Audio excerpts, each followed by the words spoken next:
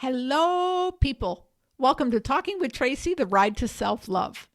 I'm Tracey, and on today's podcast, we're going to talk about forgiveness.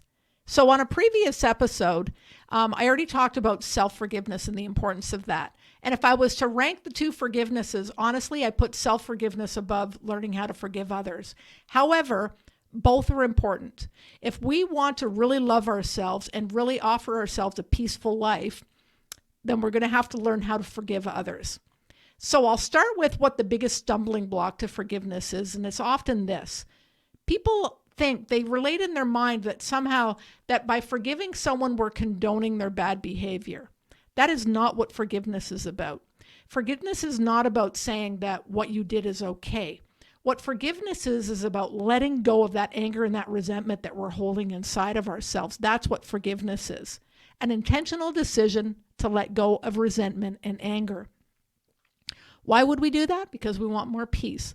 When we're allowing resentment and anger to stay inside of ourselves, it causes dis-ease. It means we're not at ease. We're not at peace. Dis-ease turns into disease in the body. It can actually turn into illness and sickness. So we want to get the anger and the resentment out. We're doing this for ourselves. We're not doing it for them. It's a gift to me when I forgive someone else, because then I can let it go. I can move on. I can enjoy life without constantly having this old tape playing in my head about how they did me wrong.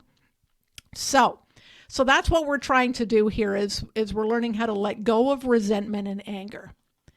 There's a number of different ways that we can go about doing this. Most world religions, in fact, I think all world religions have teachings about forgiveness, the importance of forgiveness, why we would forgive, all of that stuff.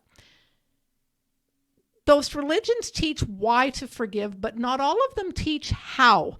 I know myself that when I started getting into some spiritual stuff, that as much as I was being told that it was important to forgive, I had a difficult time with learning how to do that. And that's kind of what I want to talk about in here, is giving you a little bit of tools kind of to start working in that direction anyways. It might not be the whole picture, what I do here in a short podcast with you, but these are some tools to get you started in that direction. So, letting go. How do I let go? A lot of what's happening is going on in the head. It's going on in the mind. I keep having these thoughts about what happened, how they did me wrong, how this person hurt me, and replaying literally the events of what happened again and again in my head. So on the healing path, the order that kind of things unfold in is someone does something that hurts us. We feel hurt. There's going to be anger there at some point. Almost always there's anger with that. But we want to heal it. So we want to look at what happened. How did it affect us? How did it create maybe some wrong thinking in myself, what they did? What's the learning that I can learn from this experience? What have I learned going forward? And that's when we're at the spot where we want to forgive. It's, sometimes on our spiritual journey, we want to forgive everyone right away. Well, that's not healthy either, because what happened is still sitting down inside of us, festering and unhealed then. So we want to allow that natural progression to go through the anger and to go through figuring out why it was wrong, what they did, how it affected us, how I can have some better thinking about that, journal about it, see a counselor about it, whatever needs to happen. And then I want to let go. Otherwise, it's not really forgiveness. It's more about trying not to think about it. And there's a difference between forgiveness and letting go and pushing something down and pushing it away, because it's still there and it's still festering then. We don't want that happening either. So when we get to that spot where we're ready to forgive, ready to let go, one of the tools that I will use is this. When the thoughts come in, say it's 3:00 in the morning and I am thinking again about how they did me wrong and what they did and how much it hurt me, stop, become aware of those thoughts, and I send out blessings to them. So I will say, may they be blessed with insight. God, will you please bless them with forgiveness? God, will you please bless them with empathy? God, please bless them with understanding or with knowledge. It doesn't matter. You can pick a zillion different things to ask them to be blessed with, or you can simply say, may they be blessed. Whatever the blessing is from this experience. That alone, by me offering them blessings, I have actually just blessed myself, because I've brought peace to my own mind and my own heart. So when I bless them with insight, I have just been blessed with some insight myself. I see things differently, and that's what insight is. When I bless them with peace, I have just become more peaceful. When I bless them with love, I have just given a loving thought out to the universe. I have just been blessed with love. So it's this reciprocal thing. This is one of the simplest tools. And really when we use it is when the thoughts are coming in about how angry I am, blah, blah, may they be blessed. And if you're having to see this person in person, like at an event somewhere or at a family event or whatever, blessing them in your mind right then and there. You don't have to say it out loud to them. You're saying this to yourself. It will bring peace to that situation because then that blessing is sitting between you and that other person. Instead of the anger, instead of the event that happened, there's now a blessing that's sitting between you and the other person. So this is one of the ways that I recommend working towards forgiveness.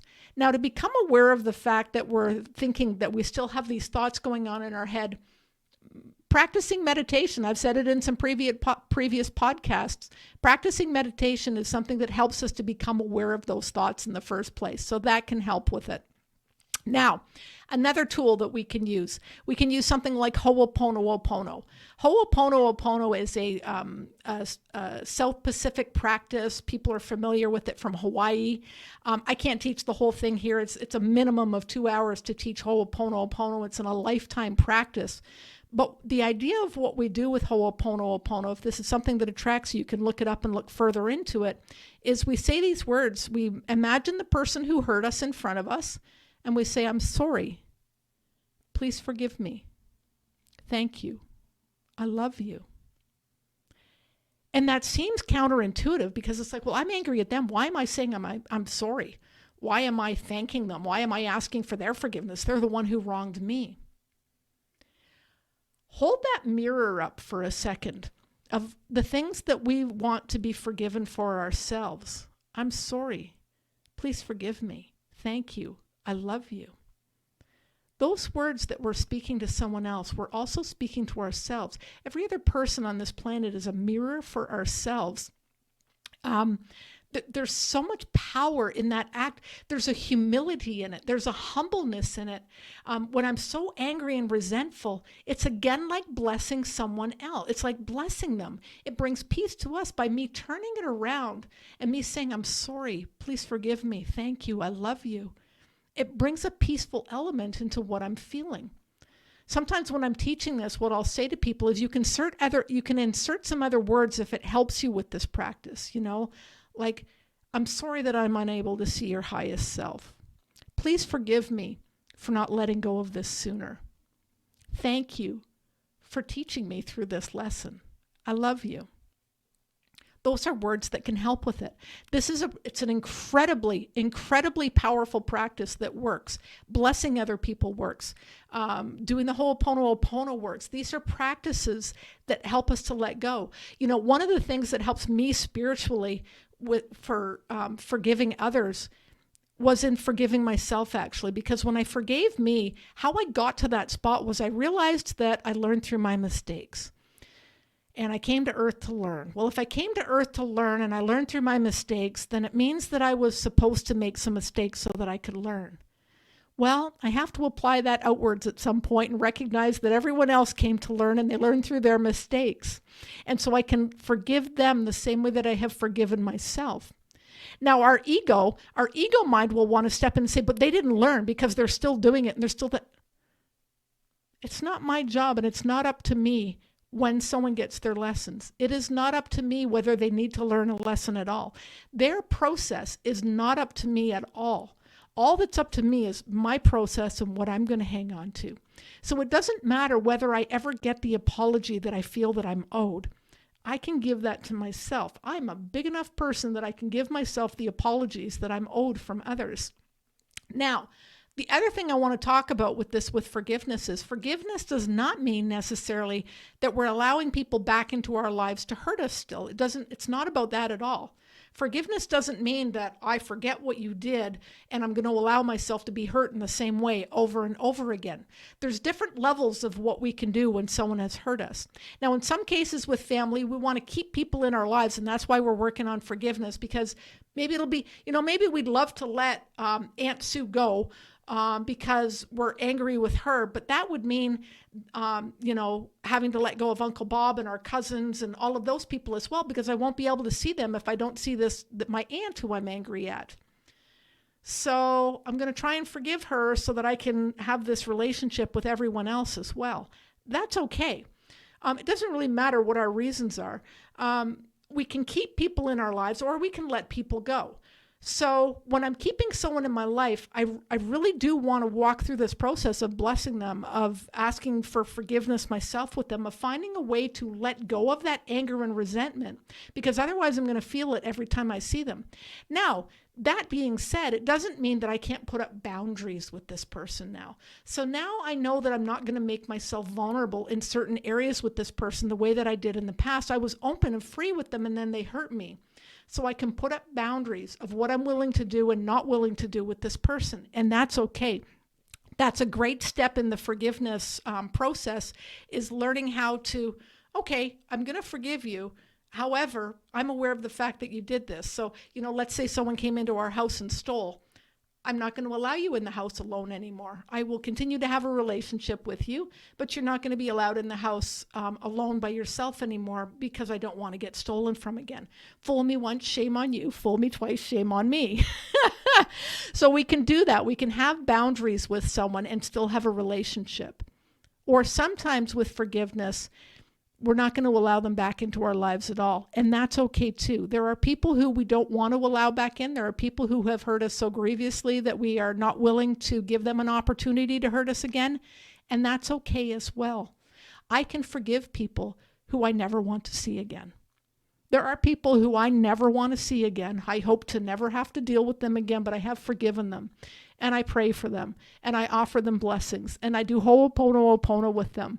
And I remind myself that they came to earth to learn, and that they're learning through their mistakes. And I let go of having to control that process of when they're going to learn their mistakes. It doesn't have to be through an instance with me. Maybe they do it 10 more times with 10 other people before it finally dawns on them that, maybe the reason people keep walking out of my life is because of me. I know it took me a lot of time to realize with my mistakes that I was the source of almost all of my problems in my life. I was the common denominator. And it's not up to me to control that process with other people of when they're going to recognize that they are the common denominator in their own life too. So this is just a few tools that we can use. There's a lot of other forgiveness tools out there, but these are some big ones for me. If you work on the self-forgiveness thing, this has been from my own experience, okay? From my own experience, I found that when I really worked on self-forgiveness, it really did help me with learning how to forgive others, like truly forgive others. Because if I'm asking for forgiveness, and by asking forgiveness, I don't mean asking it of other people. I mean asking it of myself. Like, am I willing to be okay with the mistakes that I've made and the fact that I am human and imperfect? I have to allow that imperfection in other people. They're at a completely different spot than I am. People can only be who they are. They can only be what they've learned. They have a different perception of things. They've learned things differently than how I have. And I have to accept and understand that about other people, that they're exactly where they're supposed to be, even if I don't understand where they're at. So in taking this forgiveness in myself, it has really helped me in forgiving others.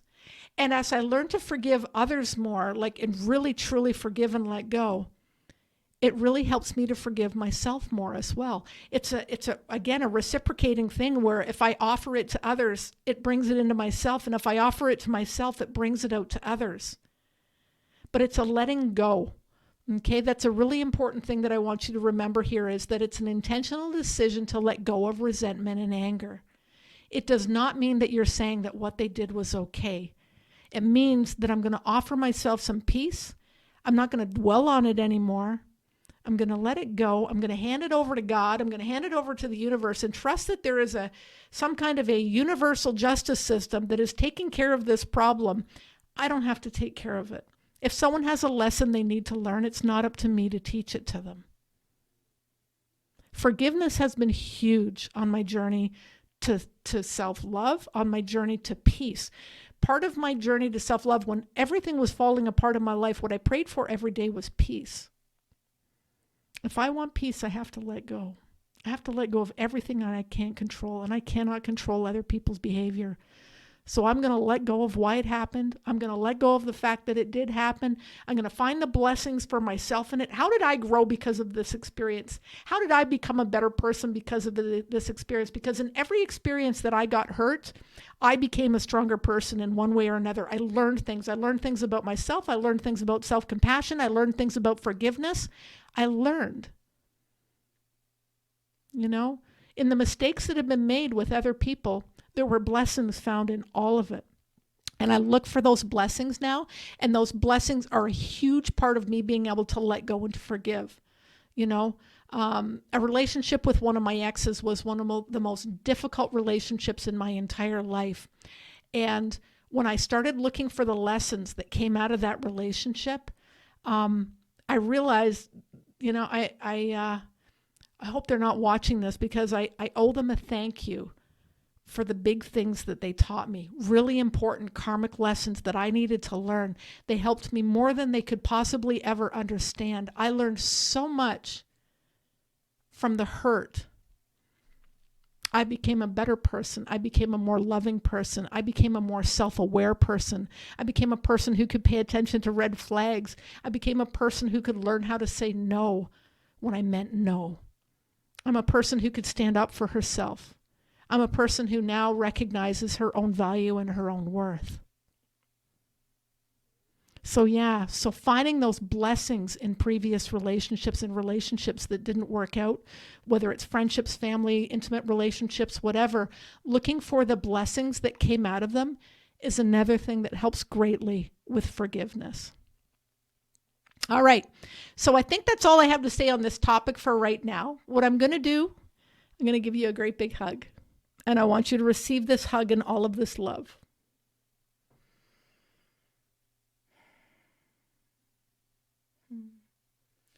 Know that you're worthy. Know that you're loved. You were always worthy. You have always been loved. Your worthiness has never changed at any point. Your worthiness is infinite and unchanging. It's unearned and unconditional. I hope that you're learning how to see you the way that God or the universe sees you, because you're beautiful. May you have a very blessed day and a very blessed week. Take care. Thanks for listening.